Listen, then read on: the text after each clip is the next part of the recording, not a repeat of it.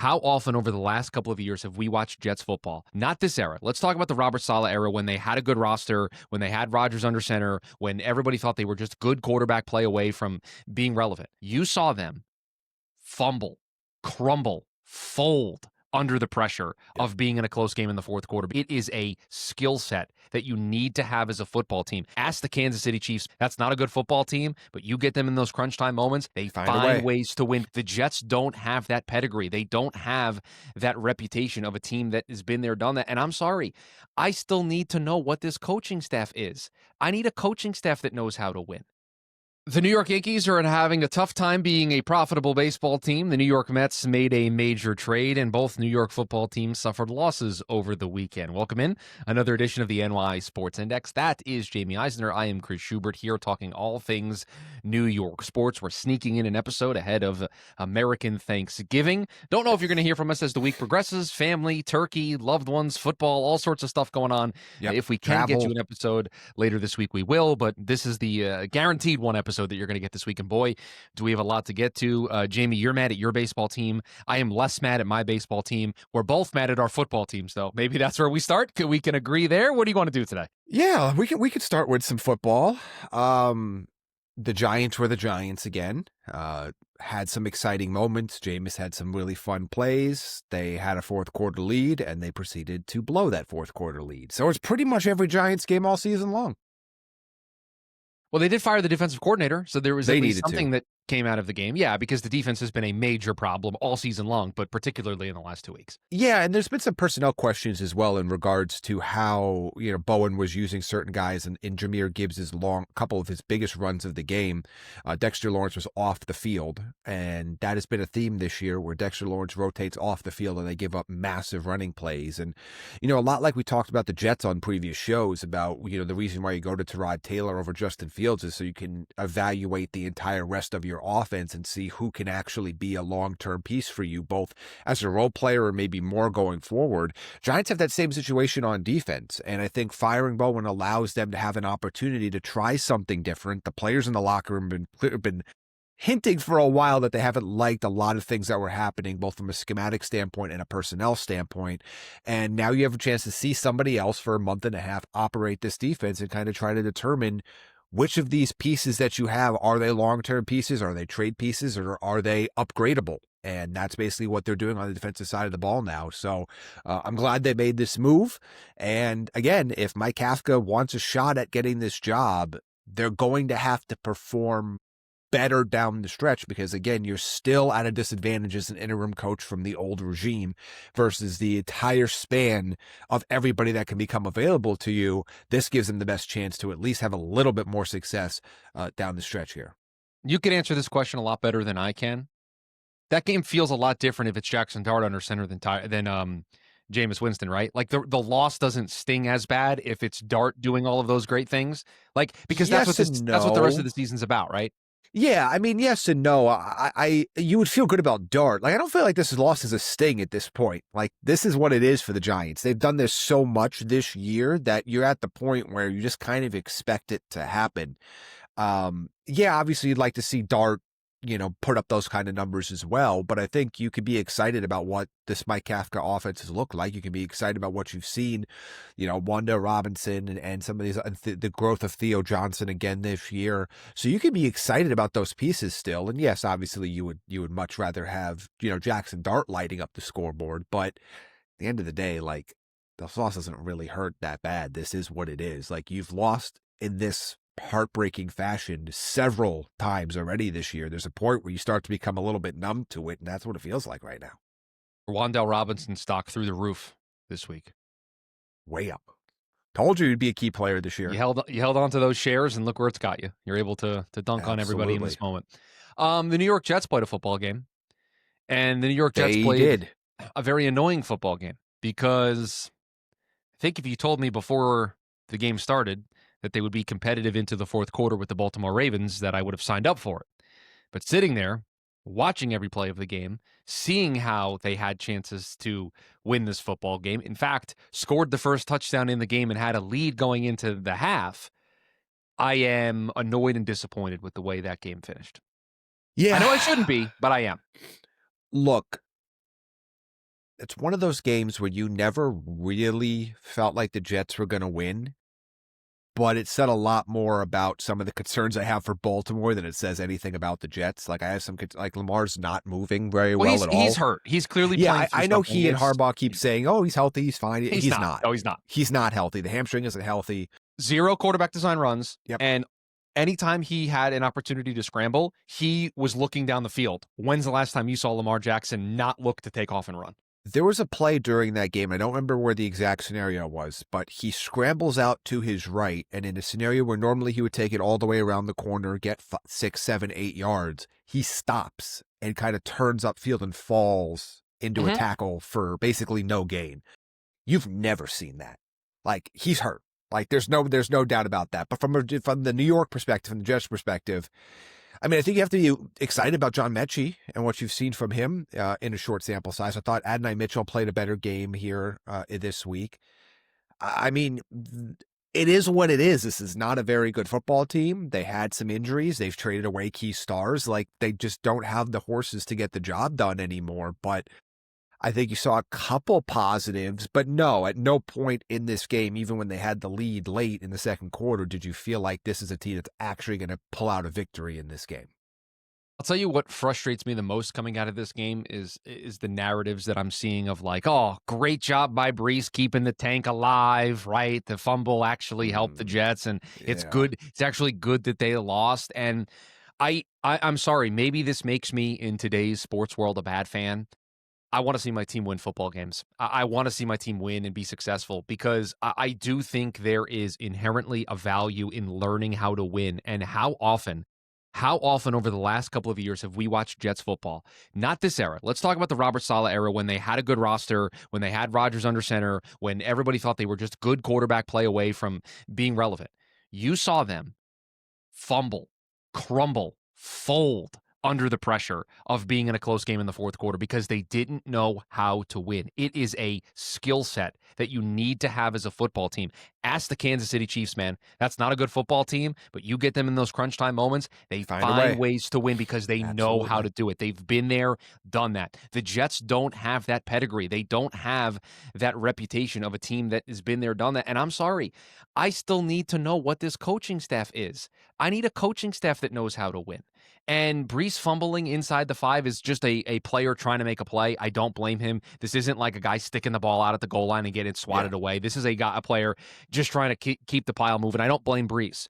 But to say that this is good for the tank and they're going to get, who cares where they're picking? Next year, if they have the quarterback, they're going to be in a moment just like this, and they're going to think, oh no, what bad stuff can happen because bad stuff's always happening to this team. They have to learn how to win. Can I see that once or twice this season? I understand why fans default to this now, and obviously we live in a very tank-centric culture in American sports. Well, consider where you work now and where I used to work. Like, of course. I mean, I get it. Trust me, I get it. But I also think this is where fandom has become broken in this modern era, and I know there are a lot of different things that are eroding what traditional fandom is: sports betting, fantasy football. And I think this tanking conversation is it too. I've never seen more in the last 5 years than I've ever seen before. People openly rooting for the teams that they root for, the teams that they pay money to see, they pay money to represent and support, to lose and not accomplish a goal of winning that game. And I just think it's a fascinating element. And trust me, you don't have to explain to me the idea of what happens where, if we get a pick here, we land the right guy. But I will continue to say this, is that, yes, you need to land the right guy in the first round, but it doesn't have to be the number 1 overall pick. Best quarterback in football right now isn't the number 1 overall pick. The second best quarterback in football right now wasn't the number 1 overall pick. The third best quarterback in football right now wasn't the number 1 overall pick. So, like, there's a time when you you have to sit back and think about, are you so worried about being the worst team and getting the number 1 pick, and you don't think about the fact that that doesn't guarantee you anything. It doesn't guarantee you anything, even if there is a quarterback there. Like, it's like one of those things that I understand it's the hanging on to some hope that, like, well, at least if we lose, like, it's a good coping mechanism when you lose. It shouldn't be the coping mechanism going into the game. You shouldn't be rooting for losses. You shouldn't be rooting for bad things. If your team loses and like that's how you cope with it, okay, fine. I think that's fine. But this active wanting your team to lose, like that's why you're in the position that you're in. That's why you're the Jets. That's why the Giants have been the Giants in recent years. They've lost plenty. They've picked really high. It hasn't mattered. But there's always that thought that, okay, well, it's just that we're one draft pick away. It's that one pick, and then it'll all be okay. Didn't work that way. It doesn't work that way. And it's not going to work that way. And if you got to break that mentality, you are trying to build something here, and you need to learn how to not lose before you can learn how to win. Also, like, I know Aaron Glenn and Darren Muji are going to be here next year. I got it. Like, the message was very clear at the trade deadline. I still don't know what I have in this coaching staff. So can I see you try to coach a tight game in the fourth quarter and see your decision-making process on fourth down? See how you run a 2-minute offense when you need to get into field goal range? Can I see those things? That's what I'm asking for. And I think we've used the term tanking as a catch-all for too much. I think it's one thing to be team tank if you're an established team who loses their quarterback for the year and you're not going to go anywhere, but you have a head coach that you love, you know the quarterback's going to come back next year. Yes, I can understand tanking. But when you are an organization like the Jets, or in the case of what we talk about on this program, the Giants, building a winning culture matters more than where you pick. Ask Jacksonville. They picked number 1 overall. They got Trevor Lawrence. How's it working out for them? Yep. Trade up to number 2 overall this past year. Right. How's it working out for them? You have to have a winning culture. You have to learn how to win football games. And every time the Jets lose one of these games that everyone says, oh, don't worry, it's good for the tank. Just get the good players in next year and it'll all turn the corner. Really? Because none of the players that you have right now, this isn't Madden. It doesn't work that way. And so, just get the good players in next year. That's all you got to do. I'm sorry. I Simple. can't. Super easy. Yeah, I don't buy that philosophy. You need to learn how to win as a team. And some of the players that are on this team right now, no offense to Garrett Wilson, but he doesn't know how to win because he's never won at the NFL level with the Jets because they don't win. Sauce Gardner, before they traded him, hadn't done a darn thing winning with the Jets. Like, you have to learn how to win with the Colts right now either. Well, yeah, fair enough. But because then what happens is you get to these moments and these players that have been here, they start to feel like, what's going to go wrong? Yeah, they start to go, same. This is where things like same old Jets, same old Browns, same old. That's where the stuff comes from. You want to remove that? You win games you're not supposed to. You maybe win 5 games, and you know what? If that takes you out of drafting Fernando Mendoza, then so be it. Then so be it. I would rather get to the end of the season and believe I've got a coaching staff that knows what it's doing, because then I think I can take a quarterback anywhere, and this coaching staff's going to maximize that player. Yes, and the reality of the situation is this. If you want a player bad enough, you can always get them. And more so than any other time in the Jets' history right now. It doesn't matter where you pick. You have 5 first-round picks over the next 2 seasons. And also, if Mendoza is like, that's our guy, then whether it's Tennessee or the Giants or New Orleans or whatever that gets the number 1 pick, you do what you can. You know what I mean? I've watched teams trade up from the teens to get up in years past. And it doesn't happen as much anymore, but then you can overpay. If that's the guy, then you overpay. So you got it. But if you insert that player, that guy, into a losing culture, you're going to get what we always get when you put a high pick in a losing culture, and that is a bust. Stop hoping that by getting a top selection that player can be the savior. Instead, create a system where players can thrive. And also, hyper specifically, I like Fernando Mendoza a lot. He is my QB1. He is not in the same caliber as a Caleb Williams in terms of a prospect. He's not in the same caliber as I thought even Drake May was as a prospect, the same caliber of Trevor Lawrence as a prospect, even though that hasn't worked out, or Andrew Luck as a prospect. He's a good player, but this is not like, first off, there is no can't miss player. We have enough data to tell us that, especially at the quarterback position. But I don't think like this is a franchise saver all on his own anyway, even in this hyper specific scenario. So I'm sorry, like I agree with you. This is you need to establish a culture. Winning is never a bad thing. Like I just don't. This winning is not a bad thing, and I hate that in some ways there's a large portion of people that are quote unquote fans now that think it is, and I hate it. I hate that there's so many people that are rooting against their team to win for draft capital. Yeah, Like, I just think it's ridiculous. in no way when I sat down to watch the Jets play the Ravens on Sunday was I thinking about where they picked in tankathon.com. Now, afterwards, after the game was over, I looked to see that they actually moved up because the Browns beat the Raiders and now they're picking inside the top 4. But during the game when Mechie scored the touchdown to take the lead, I was like, let's go. Let's go beat the Ravens in Baltimore. Let's go win as a road underdog. Let's do it. Let's get it done. Yeah. Something to galvanize the team. Right. To show that I have a coaching staff to believe in. Yeah. Because guess what? It doesn't mean a darn thing who you take with the number 1 overall pick if you have a coach that have no idea what he's doing.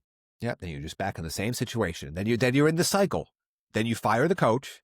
And you fire the GM. Then you have a young quarterback that the new GM and head coach didn't draft. And then you just start this infinite loop over and over again. We see it all the time in the NFL. And nobody seems to want to learn.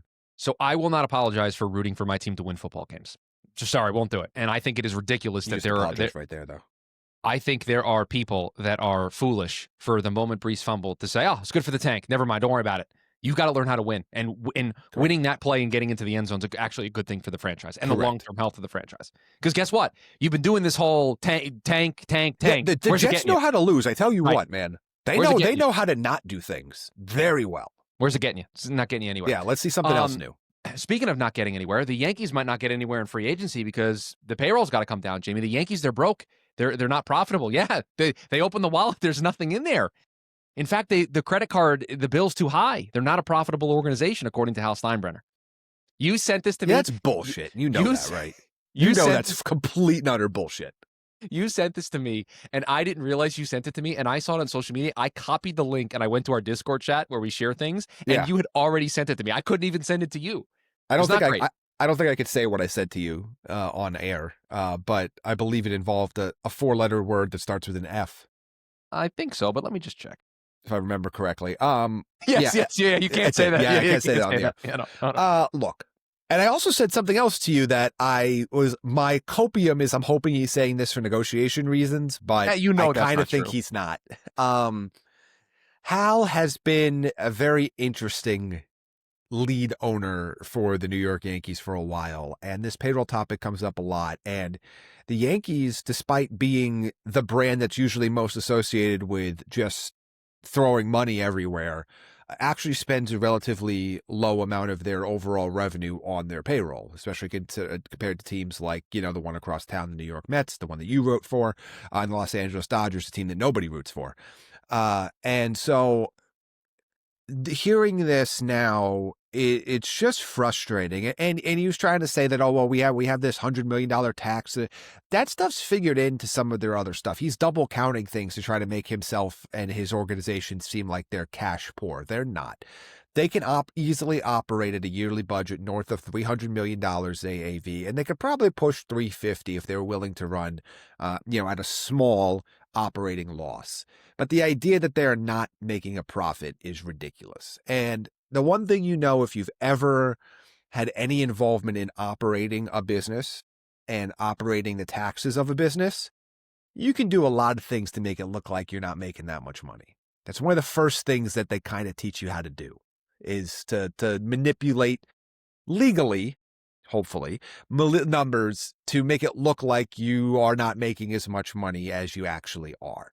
The Yankees are not an unprofitable franchise. They don't spend the majority of their revenue on the payroll, and they're not an organization that hasn't been raking in money for decades upon decades upon decades. So the idea that Hal Steinbrenner is going to play poor when there are other owners, including one in his city, that are willing to spend their money and have had at least a little bit of extra success, I don't get it. I don't get it. I don't understand this approach. And this is not a 1-year thing. Now, at the end of the day, it's not like they don't have like the Pirates payroll or anything, but I don't know. This is not the Yankees that I know. This is not the Yankees that I would expect. This is not the Yankees that looks like they're going to be the serious players that they are. If you're going to pride yourself on being the alpha franchise of Major League Baseball, you got to act like it. And they're acting more like a mid-level team with a good brand than they are the New York Yankees. And it's just incredibly frustrating to hear.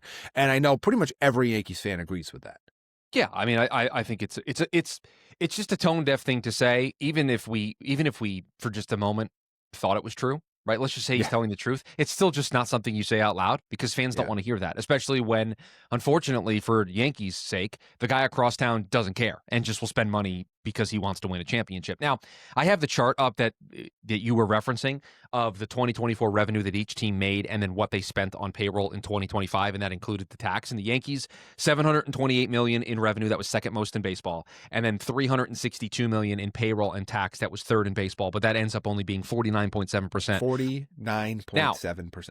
now if I can put on my defense of the Yankees cap, the Okay. reason why I don't think this is the fairest metric in the world to judge teams is there are more investments that a team makes other than payroll, right? They invest in Sure. player development, they invest in scouting, they invest in facilities. There's other things that go into these numbers. So I don't think it's fair to pull up this chart and say, my goodness, the Yankees they don't spend any money on the baseball team compared to everybody else. That's not true.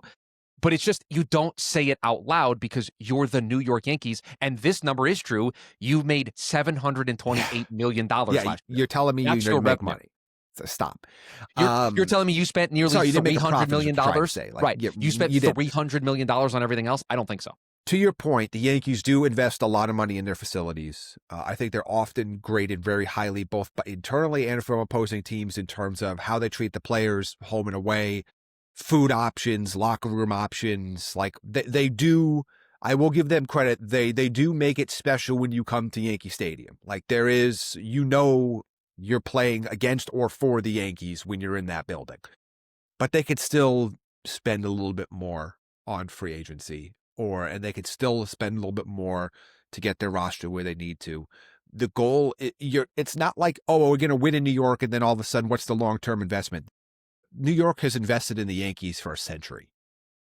It's not like, oh, well, we're afraid this is going to be a flash in the pan. Like the revenue's going to keep coming, and the revenue's only going to increase as you continue to win, because guess what happens when you win? You play more games at home. You raise ticket prices for longer terms. You raise merch prices. And you know what? I think people would be okay with that if you were winning, I but will you're say not. the after he spoke, I messaged you and I said, "Boy, does it feel like the Trent Grisham deal kind of is screwing them a little bit." Like that's But it no, it shouldn't. shouldn't. But doesn't it sound like they got caught off Yeah, guard by that based on what because Hal's saying? I still think it's the Yankees are operating in a fashion, or at least they are intimating that they're going to operate in a fashion that doesn't seem very Yankee-like. And I know that maybe seems pompous for those that aren't fans of the Yankees, who haven't watched them, but like, there's a reason why everybody hated the Yankees. There's a reason why they're the punching bag. It's because they won a lot, they spent a lot of money, and they put winning above all else.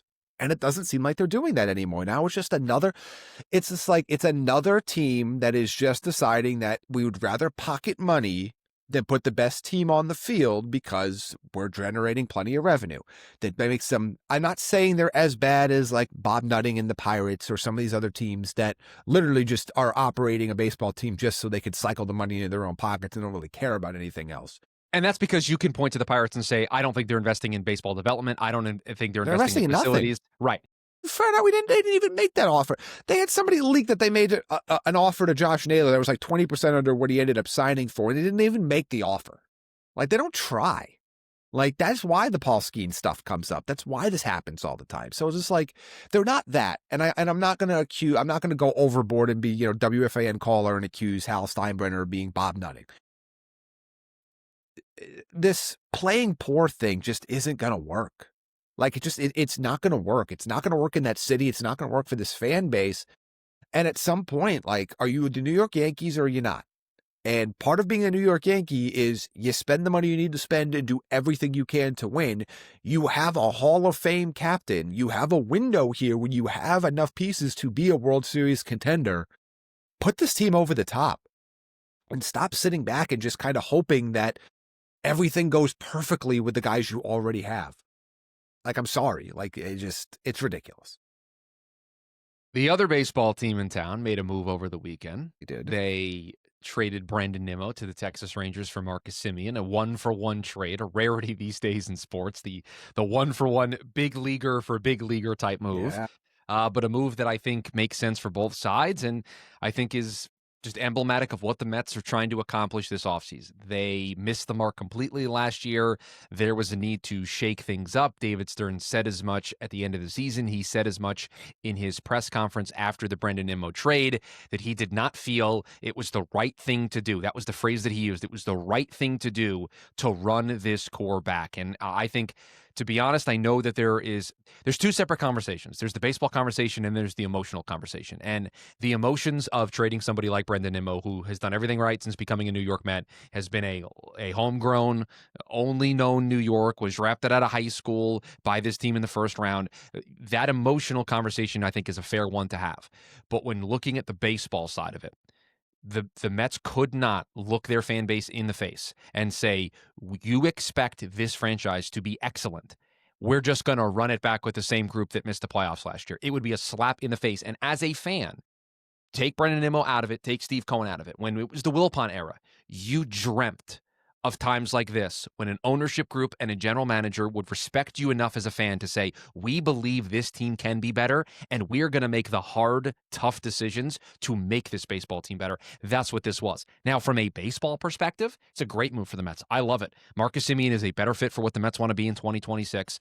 It is a better contract. They get 2 less years on the deal. Yeah, they're paying Marcus Semien more money over the course of these next 3, but they get out of the deal sooner than Brandon Nimmo's 5.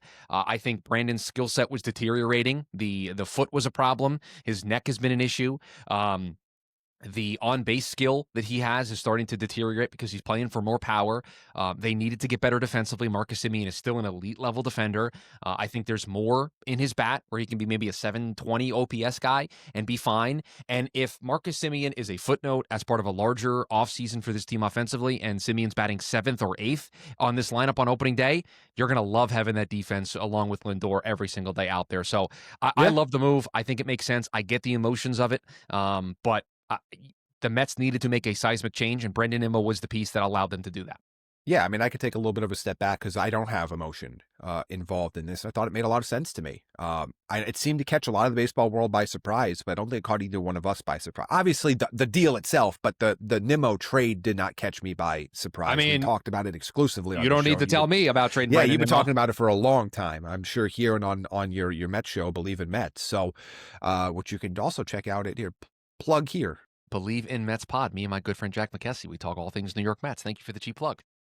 But to me, this makes a lot of sense. Semien's going to be your everyday second baseman. He still has a plus glove. He's kind of oscillated a little bit between really great seasons and solid seasons over the last 4, but I do think the bat is going to be more than fine. He's an upgrade defensively, and like you said, it allows you to get out of essentially the Nimmo contract 2 years sooner. So this made a ton of sense to me. I'm not sure I loved it as much for Texas, to be honest with you. It doesn't make a whole lot of sense for Texas. Because you non-tender Aroldis Garcia and replace him with Brandon Nimmo and then also lose Marcus Semien. Like, I don't really understand if they just kind of shuffled some things around there, and I don't think they really improved anywhere, to be perfectly honest with you. And they really didn't save much money in the deal. Like, you know what I mean? Like, I don't really understand their outside of this, but from New York standpoint, it makes a lot of sense. And this is the first of, we expect to be several different moves that happened for the Mets and several guys that are be moving out. McNeil probably feels like Jeff McNeil's no longer a New York Met. Yeah, no, he's gone. But yeah, I think this makes a ton of sense to me. It's an interesting deal. It's one of those fascinating ones where, again, you don't get a lot of these one-for-ones with established major league players with big contracts. I mean, they both have $100 million contracts that got traded for each other, something else you don't see very often. And neither's a salary dump. So it's really interesting. But yeah, I think this makes a ton of sense for the Mets. Are they significantly better now than they were before the trade? No. Are they a little better now? Yeah, I think they are. And I think it's a piece of what they're going to do moving forward, and they could end up being a lot better when we see the entire puzzle put together.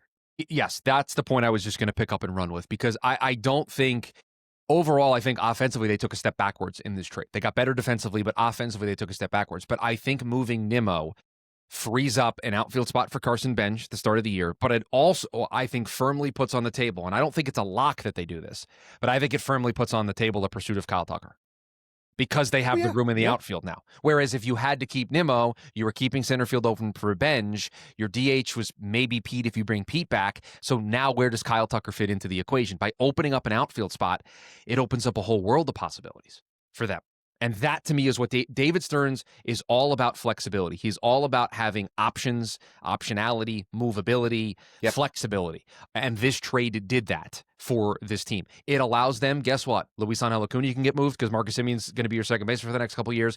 Jet Williams could be on the trade block if you want to go get Tarek Skubal, Jeff McNeil, Ronnie Mauricio. I mean, all of those players now go front and center in trade talks because the Mets have their shortstop and second baseman for at least the next 3 years. Yep. No, I agree. I think we both think this is just the start of what's going to be an overhaul to take this team back to the playoffs. And so far, like you said, he's got the flexibility. And I like it. And said this is going to be a fascinating hot stove season. Like I said, it's not just Tucker. It's the trade possibilities with the start with Skubal, with others.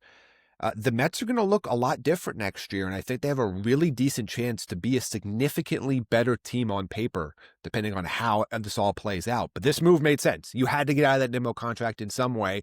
You weren't able to get out of the money completely, but you're able to at least shorten the length of it while also improving that second base, which allows you to move those pieces elsewhere. Also, I'll add this brief reminder before we get out of here. Brandon Nimmo's contract not signed by David Stearns. David Stearns is making it clear he wants to make his team in his image now. I think that's going to be evidently clear by the time we get to the end of the offseason and spring training rolls around. That is going to do it for us here on the NY Sports Index. Hope everybody has a great Thanksgiving. Like I said at the top, we may do an episode on Friday. Jamie's traveling, so we'll see if we can sneak one in. If not, we'll talk to you next week and recap all the football action. But have a great Thanksgiving. Enjoy the time with friends, family, loved ones. Enjoy the football. Enjoy the time off from work. Enjoy the free time. I know we certainly will. And we'll be back maybe Friday, but more than likely next week. If you are new here, please rate, review, subscribe to the podcast wherever you are listening to us. If you want to watch the program, 2 ways to do that: the NY Sports Index YouTube channel, and you can also watch the show on Spotify. We appreciate you hanging out with us here today on the show, and we'll talk to you next time.